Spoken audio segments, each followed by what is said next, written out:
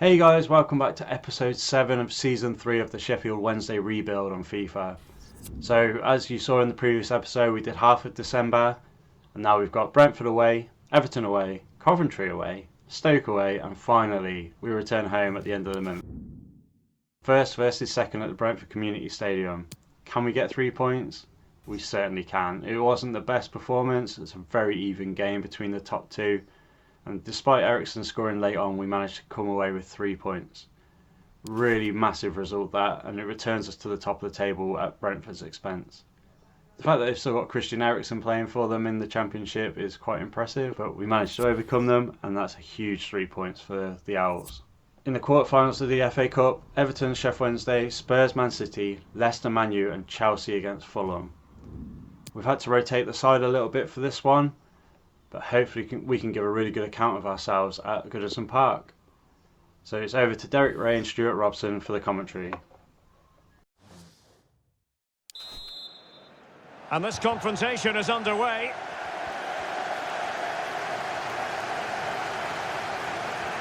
It is a decent looking attack here. Vitaly Mykolenko. On to Allaire. Townsend. Sigurdsson. Well, they keep working away, looking for passing lanes. It certainly wasn't a clean tackle, and the referee has got to book him, I think. And they've won the ball back following that challenge. Gonzalo Guedes. It's with Mykolenko. Oh, tremendous vision. A chance to whip it in. Sigurdsson. My goodness, that save. Fully stretched he was. One for his own highlights reel. Not troubling the keeper. Gonzalo Guedes. And possibilities here. In it goes! Well, the pressure has been mounting, and now they have the lead. Plenty of forward momentum here, but can they produce? Showing patience, looking for the equaliser. And it goes! The leveller! Thrilling stuff here. So at half-time, we're level, one apiece. We've only had one shot, and we've managed to convert that. Everton have been really good. They've been pressing really high, and they're well on top of us. But we've managed to hold our own. Hopefully we can continue that in the second half. And so the second half gets underway. Almost a case of the two teams saying to each other, whatever you can do, I can do just as well. Well, couldn't find a teammate, unfortunately. And a throw-in to come.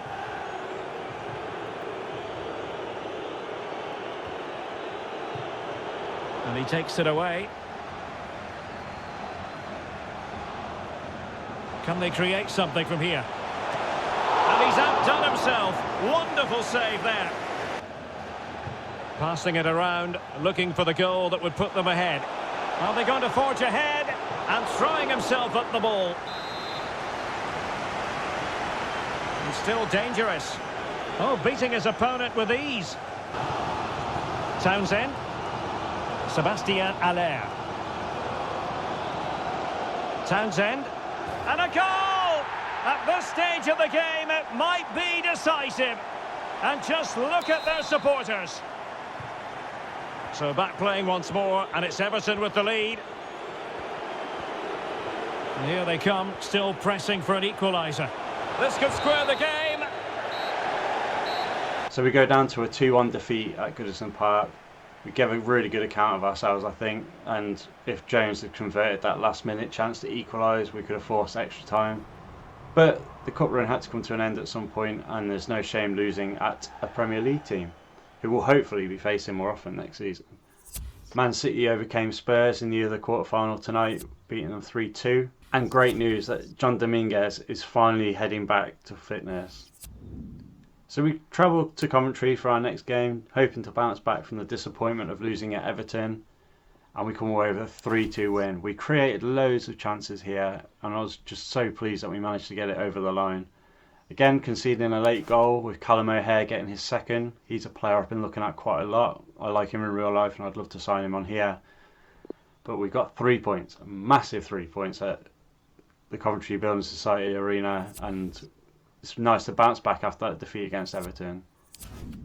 So with Josh Sargent, the top goal scorer in the league, we've been scouting him recently. He's a 77 overall, decent pace, but only 76 finishing, so I was really surprised at that. Before we travel to Stoke City, cold night in Stoke, can we do it? And we get a 2-1 win with Russo scoring both goals. Again, created a really good amount of chances, but once again we're conceding late goals, so I'm not sure what we can do to combat that, especially in simmed games. But it's another win. It's 3 points and I'm really pleased with it. And with Dominguez coming back in, Tavares needed to step up and he got 7.4 in that game. So that's an awesome show from the left back. So to round off December, it's been a busy old month and we've got a home game finally against QPR. And Russo's on the score sheet once again, scoring in the 88th minute to give us a 2-1 win. Neumann grabbed the opener in before half time with Field levelling things 10 minutes after the break. Russo came on 76th minute, 12 minutes later bangs in the winner, and it's a huge victory for us. Looking at the table, we are now 4 points clear of Brentford. The win over Brentford gave us a real great advantage early on in the month. Burnley have dropped off with 2 defeats in the last month. And we keep scrolling down and eventually we find Coventry in 20th with 13 draws from 28 games. They've only scored 23 goals as well, so not a great season from my Sky Blues. Into the Premier League, Man City are still top with Man United second. Leicester and Liverpool are not far behind United, but Man City are way out ahead.